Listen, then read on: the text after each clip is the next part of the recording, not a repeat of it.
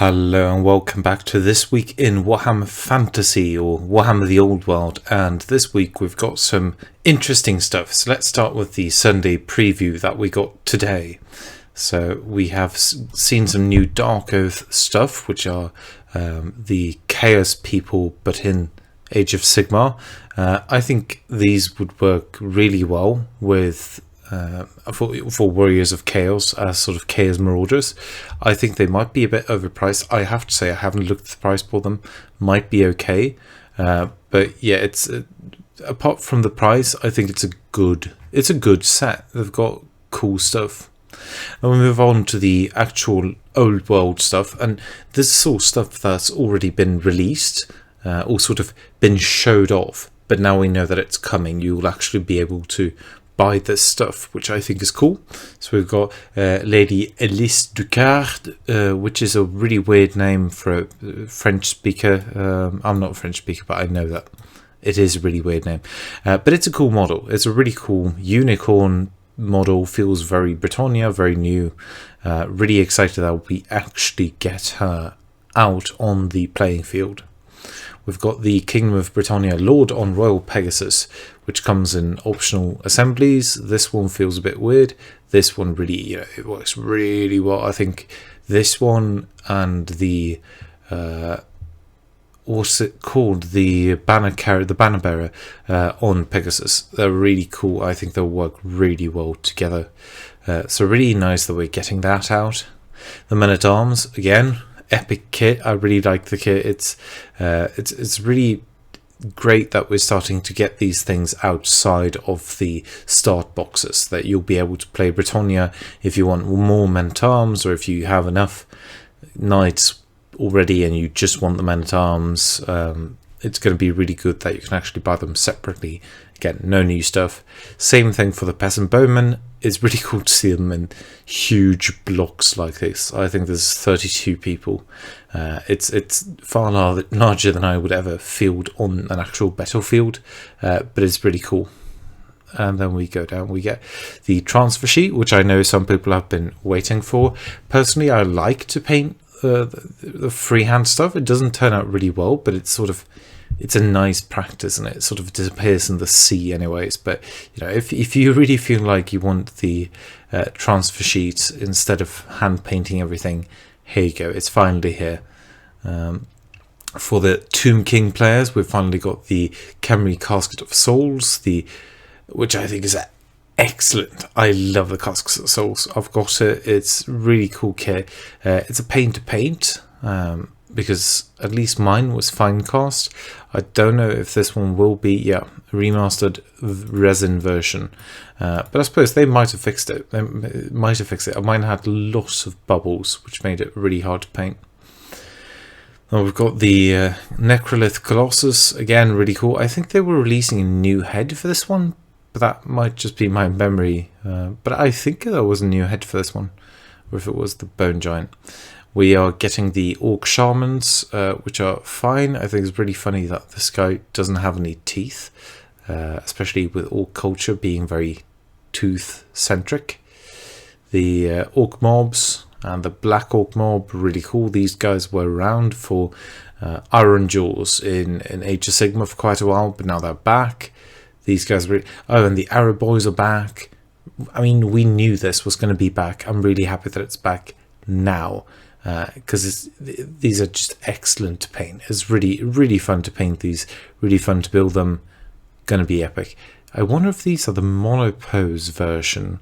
They seem to be, because they're all holding up their weapons in the same way the monopose thing was. That's going to be interesting to see whether it's the monopose version, or if no, it's not. I recognize this plating.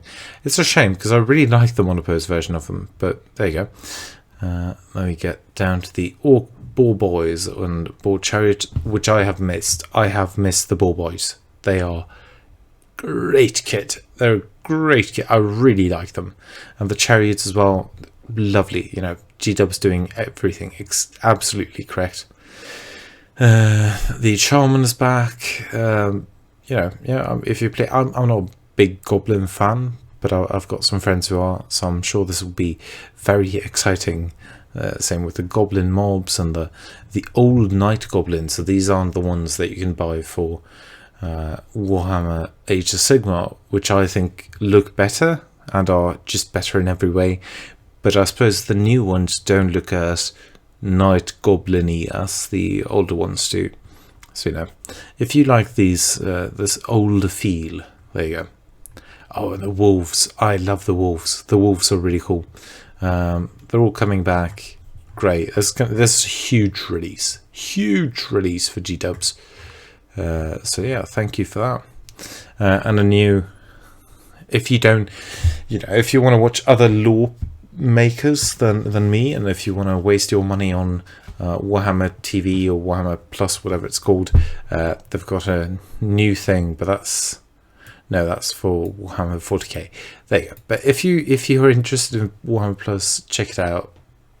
Don't, but here we got the new face of Hate Fury. A first look at so this is the new Skaven, and I said in my video about this that the Skavens are going to come back, because they removed, I think just last week, they removed the Skaven from the Age of Sigmar line, or the clan rats at least, and I said they were going to bring them back, and they did, and they look much better. They look really cool. I wonder if they're going to stack up really well. I guess we'll find out. But yeah, I said they were going to come back, and they are back. Really cool. I think they might stack up. I'm more worried about whether they have spears, and they do. Yeah, this is going to be great. I think mixing this with the old units are going to look great, because the old ones sort of look a bit too orderly. They look a bit too together. But these guys are great. They really look like a rat pack. And I think mixing them will be excellent. Yeah, so we've got all of that. We've got some designer's notes and FAQs. I won't go through it. I think you can do that in your own time and read it so that I don't get it wrong. But I'm really happy that they have released an FAQ, and I think it's necessary. They've nerfed. I know they've nerfed the lance formation, for example, but do check it out. It's good, and I think it shows that it's been out for 2 months, and now they've started showing us the stuff. I think that's a fair amount of time. I'm really happy that they actually keep supporting it, not only with models but also in rules, that we get updated FAQs and errata so that it's a functioning game. And then I just want to finish off by talking about the Riders of Arnor, which you can use if you want a special themed Warhammer Fantasy list. They're a bit smaller than all the other things, but I like them.